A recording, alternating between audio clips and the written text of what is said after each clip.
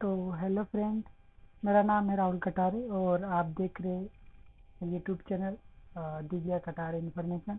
तो दोस्तों, आज हम बात करने वाले हैं एनसीईआरटी क्लास 12 इकोनॉमिक्स के बारे में।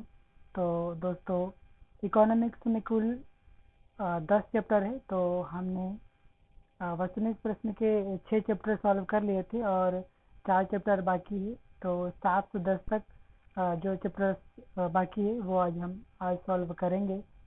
तो दोस्तों, हम चलते हैं हमारे मोबाइल की स्क्रीन पर और हम वो प्रश्न जो बाकी है वो सॉल्व करेंगे। और कल से हम जो कि बिजनेस सिटी का प्रश्न बैंक जो कि वो सॉल्व करेंगे। तो दोस्तों, अगर आप हमारे बिजनेस स्टडी वीडियो भी देखना चाहते हो तो हमारे वीडियो को लाइक करें, सब्सक्राइब करें और बेल आइकन घंटी को प्रेस करें और कमेंट भी करें, ताकि हम जो भी वीडियो बनाएं वो उसकी नोटिफिकेशन जो कि सबसे पहले आपके पास पहुंचे। तो हम चलते हैं फाइनली हमारे मोबाइल की स्क्रीन पर और उन्हें सॉल्व करेंगे। तो तो हेलो फ्रेंड, हम आ गए हमारे मोबाइल की स्क्रीन पर और हम यूनिट 7 है जिसमें से 16 नंबर का प्रश्न आएगा। तो और 3 अंक का एक प्रश्न आएगा और 4 अंक के एक प्रश्न आएंगे और 5 अंक का एक प्रश्न आएगा। तो कुल 16 प्रश्न 16 अंक के आएंगे। और हमारे वस्तुनिष्ठ प्रश्न पहला है, मुद्रा का प्राथमिक कार्य है। तो फ्रेंड्स, मुद्रा का प्राथमिक कार्य, तो पहले का आएगा ब वाला, मुद्रा का प्राथमिक कार्य मूल्य का मापन। तो ब पे निशान लगाना है। और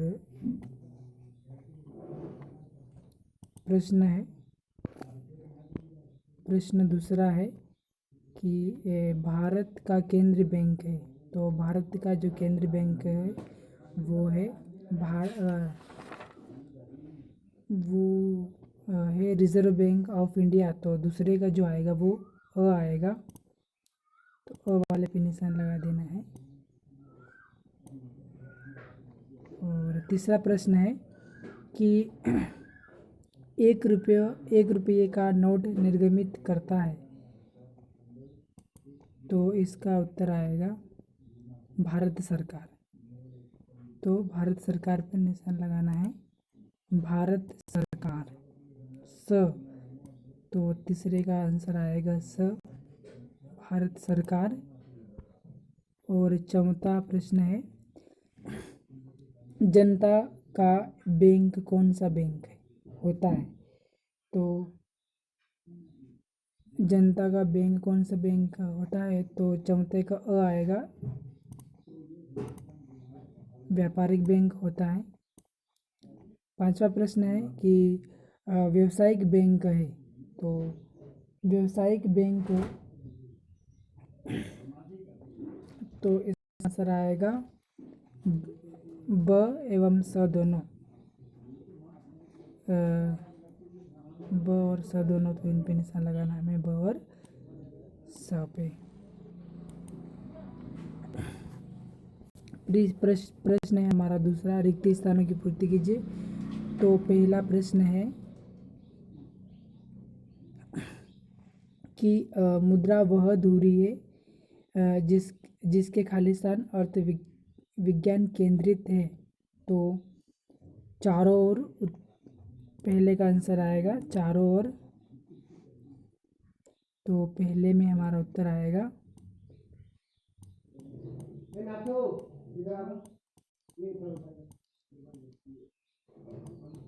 चारों ओर।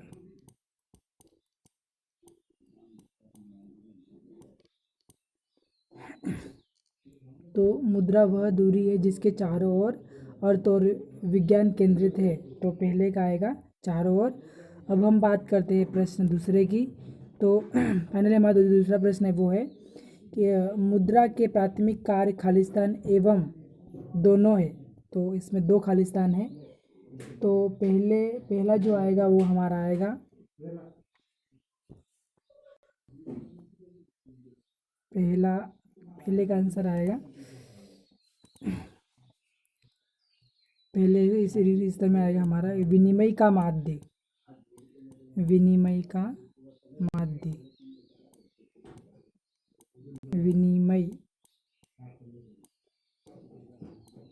विनिमय का माध्य।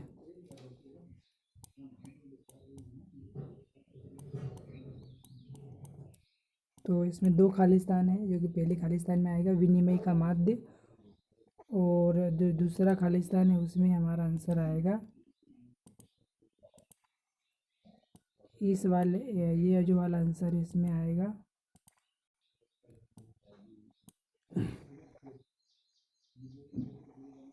मूल्य मापक।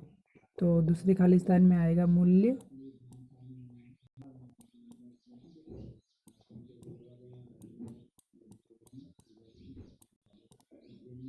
मापक।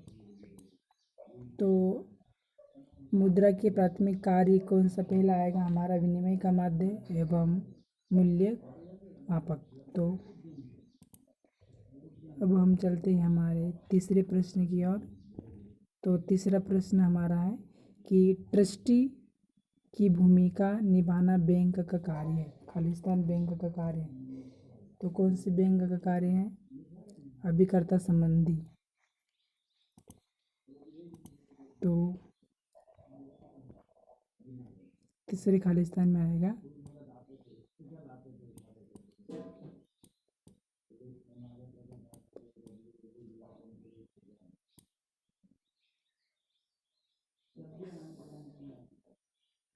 अभिकर्ता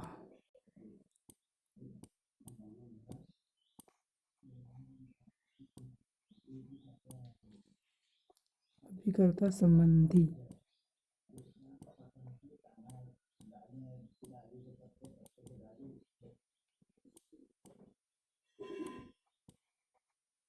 अभिकर्ता संबंधी। अब हमारा चौथा प्रश्न है, खालिस्तान बैंक का नोट निर्गमन पर एकाधिकार है। तो किस पे अधिकार होता है? वो होता है रिजर्व बैंक। तो दोस्तों जो चौथा खालिस्तान है उस पर हमारा क्या आएगा? रिजर्व आएगा, रिजर्व बैंक। तो बैंक का तो लिखा हुआ ही, सिर्फ हमें रिजर्व लिखना है।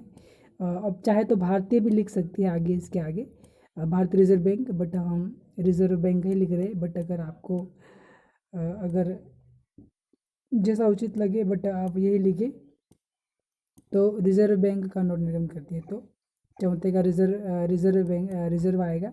अब खालिस्तान और पांचवा है कि रिजर्व बैंक ऑफ इंडिया देश का खालिस्तान बैंक कहलाता है। तो दोस्तों जो हमारा फाइनल पांचवा है वो क्या कहलाता है? केंद्रीय बैंक क्या आएगा? तो हम लिख लेते हैं केंद्रीय बैंक।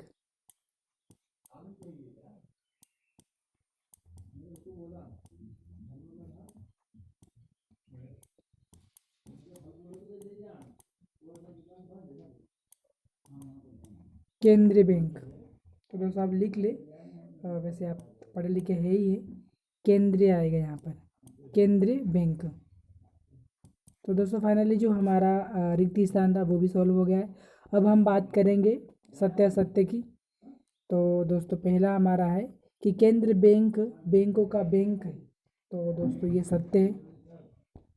तो हमारा जो पहला है वो क्या आएगा?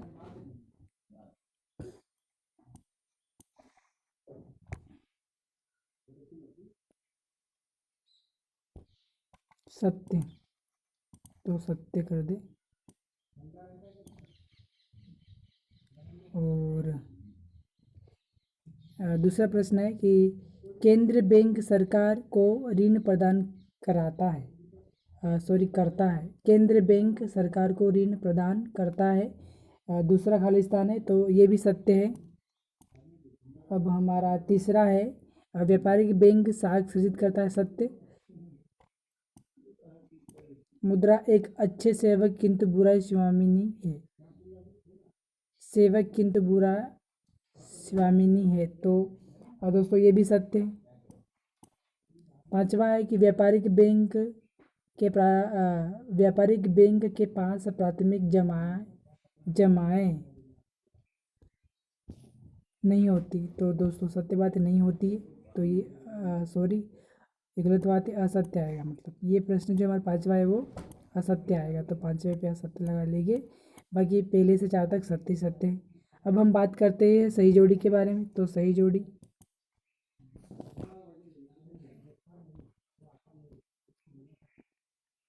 जोड़ी पहला है जमा स्वीकार कराना। जमा स्वीकार करना, तो पहले का आएगा व्यापारिक बैंक। तो पहले जो आएगा वो हमारा आएगा व्यापारिक बैंक आएगा, सॉरी व्यापारिक बैंक आएगा। दूसरा है जनता का बैंक। तो जनता का बैंक कौन सा होता है? व्यापारिक बैंक होता है। सरकार बैंक है जो आरबीआई। तो आरबीआई का फुल फॉर्म है रिजर्व बैंक ऑफ इंडिया है, तो आरबीआई पे निशान लगा। मुद्रा का प्राथमिक कार्य है। तो दोस्तों मुद्रा का प्राथमिक कार्य है मूल्य का मापन। प्राचीन भारत में सिक्कों को दाम कहा जाता है, तो 5 रुपये का ये आएगा। तो दोस्तों जमा स्वीकार करना व्यापारिक बैंक आएगा, जनता का बैंक व्यापारिक बैंक आएगा, सरकार का बैंक जो है वो आरबीआई आएगा जो कि रिजर्व बैंक ऑफ इंडिया है। और मुद्रा का प्राथमिक कार्य क्या है? मूल्य को मापना, मतलब मूल्य को मापना यानी मूल्य का मापन। और पांचवा है प्राचीन भारत में सिक्कों को दाम कहा जाता है। तो ये हमारी हो गए ये वस्तुनिष्ठ प्रश्न। तो 7 पार्ट भी हमारा सोल्व हो गया। अब हम यूनिट 8 की ओर चलते हैं। तो दोस्तों फाइनली हम अब यूनिट 8 क्या चलते हैं। तो ये हमारी यूनिट 8 आय तथा रोजगार का निर्धारण वर्तमान वर्ष में कम किया गया है। तो ये 10 अंक का है, जो कि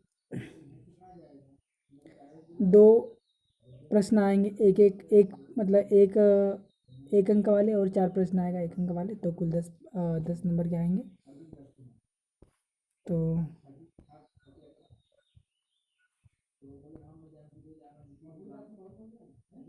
पहला प्रश्न हमारा है कि राजस्व बजट में शामिल है। राजस्व बजट में शामिल है, तो पहले का आएगा द, अ तथा ब दोनों। तो पहले क्या आएगा? द। दूसरा प्रश्न है कि सरकार द्वारा उधार लेना, तो पूंजीगत प्राप्ति, इसका उत्तर आएगा ब, दूसरे का ब वाला। तीसरा प्रश्न हमारा है कि वे राजस्व प्राप्तियां जो कर के अतिरिक्त अन्य स्रोतों से प्राप्त होती हैं। तो दोस्तों तीसरा जो उत्तर आएगा वो गैर कर प्राप्तियां। तो गैर कर प्राप्तियां निशान लगा दे। और अब हम बात करेंगे प्रश्न 4 और 5। तो उस कर को क्या कहा जाता है जिसके भार कर चुकाने वाले व्यक्ति पर ही पड़ता है? तो दोस्तों उसे हम प्रत्यक्ष कर बोलते हैं, प्रत्यक्ष कर। तो चौथे का उत्तर आएगा हमारा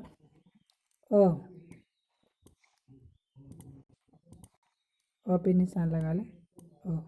पांचवा है कि बजट को आधिक्य का बजट कब कहा जाता है? तो इसका उत्तर आएगा स, अनुमानित प्राप्तियां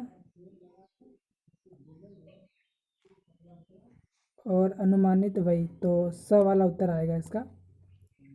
तो दोस्तों हमारे जो वस्तुनिष्ठ प्रश्न जो सही विकल्प थे वो भी सॉल्व हो गया। अब हम बात करेंगे रिक्त स्थानों के बारे में। तो रिक्त स्थानों में भी 5 प्रश्न दिए गए, तो रिक्त स्थान को सॉल्व कर लेते हैं। पहला है कि संपदा कर एक खालिस्तान कर है। कौन सी कर है? खालिस्तान। तो उत्तर आएगा प्रत्यक्ष कर। तो प्रत्यक्ष लिख दे।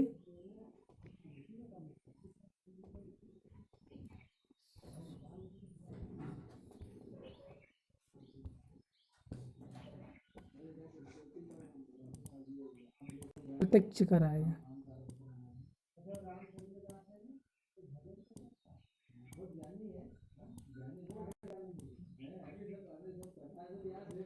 प्रत्यक्ष पहले का आएगा प्रत्यक्ष। अब दूसरा प्रश्न है कि ऋण पर ब्याज मिलना एक प्राप्ति है। कौन सी प्राप्ति? तो वो है पूंजीगत प्राप्ति। तो दोस्तों यहाँ पर आप लिख लीजिए पूंजीगत प्राप्ति। तो पूंजीगत आएगा दूसरे में।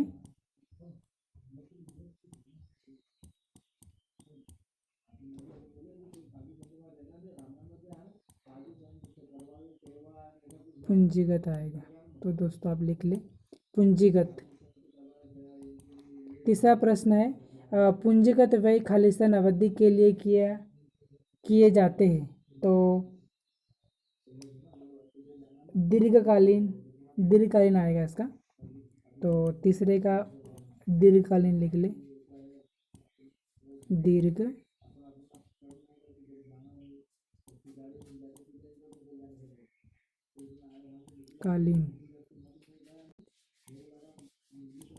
दीर्घकालीन चौथे का आएगा दीर्घकालीन, सॉरी तीसरे का आएगा दीर्घकालीन। अब हम चौथे सॉल्व किया ही नहीं है। तो हम अब चौथे प्रश्न हमारा है कि अनुमानित व्यय खालिस्तान संतुलित बजट कहलाता है। तो चौथे का आएगा अनुमानित आय है, तो इधर खालिस्तान में आ जाएगा अनुमानित व्यय आ जाएगा। अनुमानित व्यय बराबर खालिस्तान संतुलित बजट कहलाता है, तो अनुमानित आय कहलाती है। तो अनुमानित चौथे में आएगा। दोस्तों ये वाले लिख लेंगे खालिस्तान, और यहाँ पर व्यय की जगह आप लिख ले आय लिख ले। तो खालिस्तान में आ जाएगा अनुमानित आय। अनुमानित व्यय है तो खालिस्तान में अनुमानित आय आ जाएगा, तो अनुमानित आय लिख ले। अब हमारा प्रश्न पांचवा है कि घाटे का बजट बराबर अनुमानित आय माइनस खालिस्तान है। तो यहाँ पर भी आप लिख ले अनुमानित व्यय। तो दोस्तों ये अनुमानित तो आप यहाँ पर लिखेंगे, ये वाला लिख ले, और यहाँ पर जो आय है यहाँ पर आप व्यय लिख ले। क्या लिखेंगे? व्यय। तो फाइनली हमारा जो है कि दूसरा प्रश्न सॉल्व हो गया। अब हम तीसरे प्रश्न की बात करेंगे, सही जोड़ी।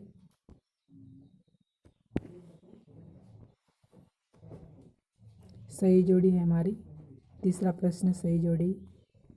तो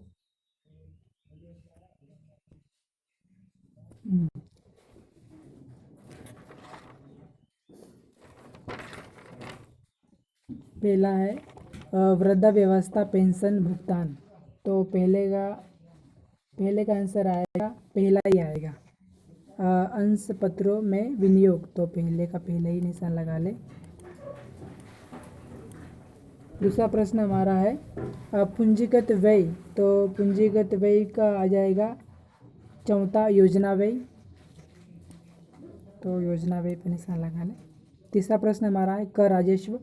तो कर राजस्व का आ जाएगा पांचवा राजस्व प्राप्तियां, तो राजस्व प्राप्ति निशान लगा ले। अब हमारा है चौथा उधार लेना।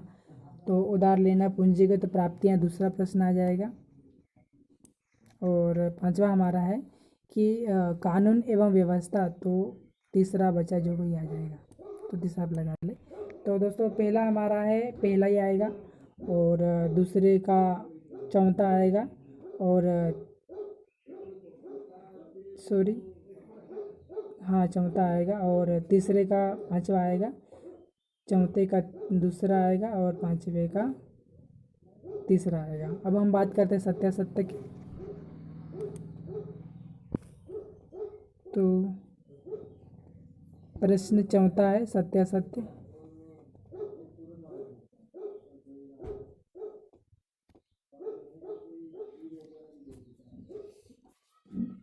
प्रश्न हमारा पहला है ऋण की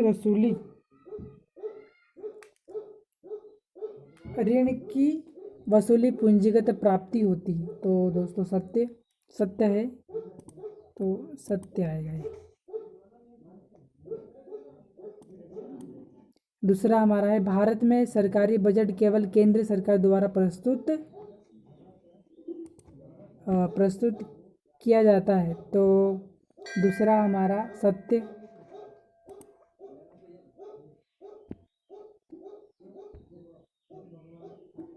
आएगा। दूसरा हमारा क्या आएगा? सत्य।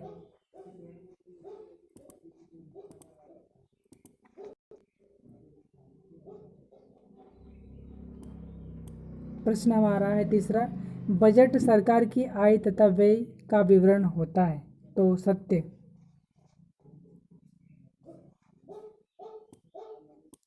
पांचवा सॉरी चौथा है राजस्व प्राप्तियों में कर प्राप्तियां तथा गैर कर प्राप्तियां दोनों को शामिल शामिल किया जाता है। तो सत्य आएगा, चौथा भी सत्य है।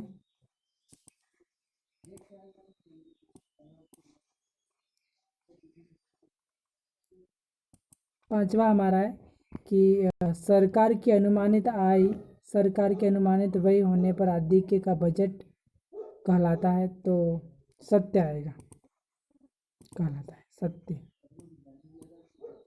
तो दोस्तों क्वेश्चन प्रश्न जो कि हम एक ही नंबर के सॉल्व कर रहे थे, तो ये भी हमारा सॉल्व हो गया। अब हम यूनिट 10 जो कि हमारा लास्ट है, और इसके बाद ये पूरा जो इकोनॉमिक्स के जो पार्ट थे वो पूरे ख़त्म हो जाएंगे। तो दोस्तों हम चलते हैं हमारे यूनिट 10 की ओर। तो ये हमारी यूनिट 10 है। तो यूनिट का नाम है भुगतान संतुलन खुली अर्थव्यवस्था। तो ये 12 नंबर का आएगा, जिसमें चार अंक प्रश्न 4 आएंगे, 4 अंक के, और 2 प्रश्न आएंगे। तो कुल 12 नंबर के आएंगे हमारे। तो पहला हमारा प्रश्न जो है वो है विदेशी विनिमय दर किसी मुद्रा की कीमत को व्यक्त करती है। तो वो है अन्य मुद्रा। तो जो पहले का आ जाएगा हमारा स वाला, तो अन्य मुद्रा। दूसरा हमारा है सरकार द्वारा निर्धारित विनिमय दर को कहा जाता है। तो उसे हम बोलते हैं दूसरे का आएगा स्थिर विनिमय दर बोलते हैं उसको दोस्तों। तो स्थिर विनिमय दर आएगा, स्थिर विनिमय दर। अब हमारा तीसरा प्रश्न है कि भुगतान संतुलन में शामिल होते हैं। तो भुगतान संतुलन में शामिल होते हैं। तो दोस्तों इसमें क्या आएगा,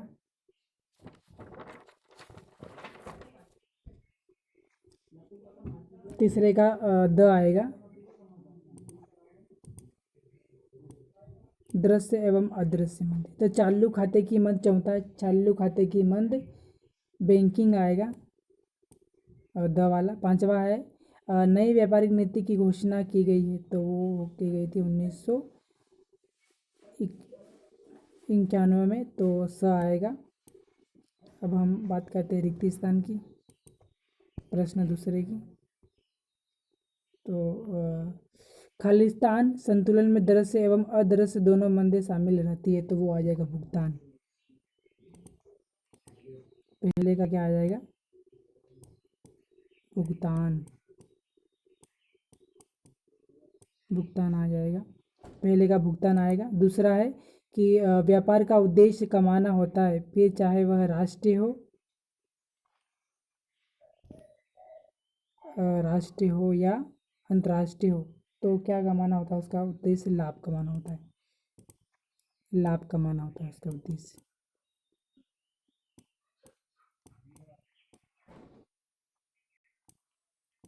लाभ आएगा, दूसरे का लाभ आएगा। तीसरा है कि जब घरेलू मुद्रा का मूल्य विदेशी मुद्रा में घटा दिया जाता है तो तब यह खालिस्तान कहलाता है। तो इसका उत्तर आ जाएगा अवमूल्यन। दोस्तों इसका आंसर आ जाएगा अवमूल्यन।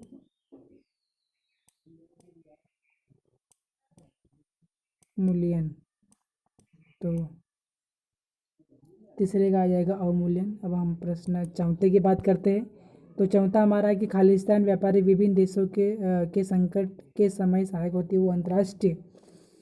तो अंतर्राष्ट्रीय आएगा,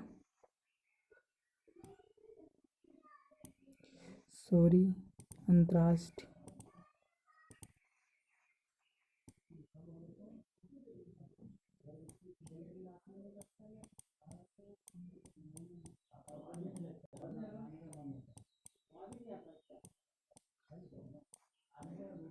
तो चौथे का अंतर्राष्ट्रीय आएगा। अब हम बात करते हैं पांचवे की। खालिस्तान विनिमय दर प्रणाली में किसी भी मौद्रिक सत्ता सरकार द्वारा हस्तक्षेप नहीं किया जाता है, तो दोस्तों वो आएगा हमारा विदेशी। 5वें का क्या आ जाएगा? विदेशी।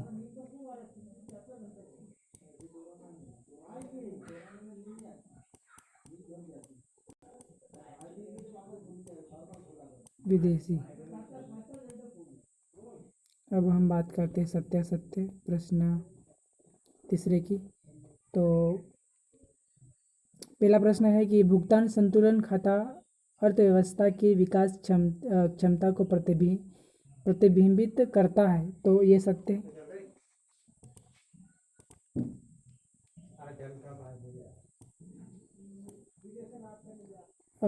दूसरा प्रश्न है व्यापार संतुलन किसी देश की सेवाओं के निर्यात तथा सेवाओं के आयात के बीच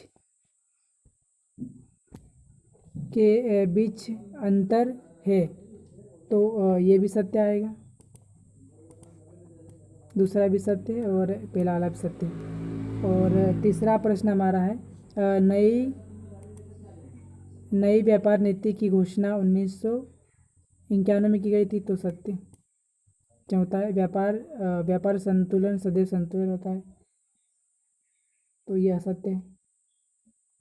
चौथा असत्य आएगा। पांचवा है कि भुगतान संतुलन में केवल दृश्य मंदों को शामिल किया जाता है, तो असत्य। तो दोस्तों इसको 1 से 3 तक सत्य, बाकी 4 और 5 असत्य हैं। अब हम बात करते हैं सही जोड़ी की। प्रश्न चौथे की। पहला है आंतरिक व्यापार, तो पहले का दूसरा आएगा।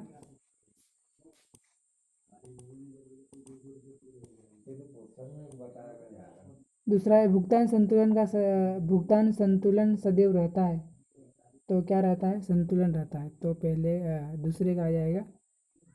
चौथा विदेशी व्यापार, तो एक से अधिक देश आएगा। चौथा है अवमूल्यन, तो देश की मुद्रा का मूल्य विदेशी मुद्रा में घटा दिया जाता है, तो ये आ जाएगा हमारा पांचवा वाला। और चौथा है चालू खाते की मानदेय, तो आयात निर्यात आ जाएगा। तो दोस्तों फाइनली हमारा पूरा चैप्टर सॉल्व हो गया। अब हम कल स्टार्ट करेंगे बिजनेस स्टडी के बारे में। तो थैंक यू, धन्यवाद।